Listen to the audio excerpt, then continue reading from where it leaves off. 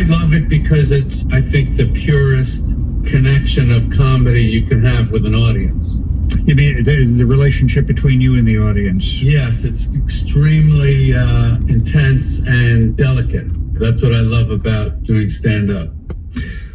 I know you've warned us not to take anything seriously, but you do, in this hour, seem to be utterly comfortable about being a senior citizen.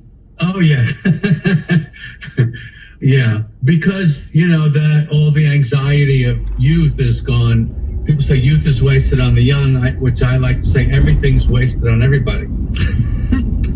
Fair enough. When you're older, there's so many great advantages to being older, but people complain they wish they were young, and people that are young wish they had the experience and the knowledge and wisdom of being older. So people just don't appreciate what's in front of them. I have read that when you were a teenager, you spent some time on a kibbutz in Israel. I did. One summer, the summer of 1970. Was that time fun or funny or? That was a time, actually, well, I would be about 15 years old. There was this one particular friend that I made, and they were very interested in the Marx Brothers, which were making a comeback in the 70s. Their old movies were showing, and I was into Nichols and May, those record albums, and then people were saying that being funny like that would be the ultimate life. And that was the first time I thought about, well, gee, how would you even go about that? If you wanted to have a career of just being funny, how do you do that? And that's when I first started to really think about it. Boy. And at that kibbutz. But during the day, were you like picking radishes or something?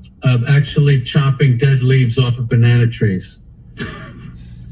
Well, the line to comedy is pretty obvious there, isn't it? You'd think about doing almost anything. You've got a whole section in this hour when you talk about how much, of course, this was before the current pandemic, but you talk about how much of our contact these days is remote and electronic. Mm-hmm. Have these past few weeks given you a different insight or made you appreciate daily human contact all over again? Yeah, a little bit. I've adjusted pretty comfortably to this. I don't know why.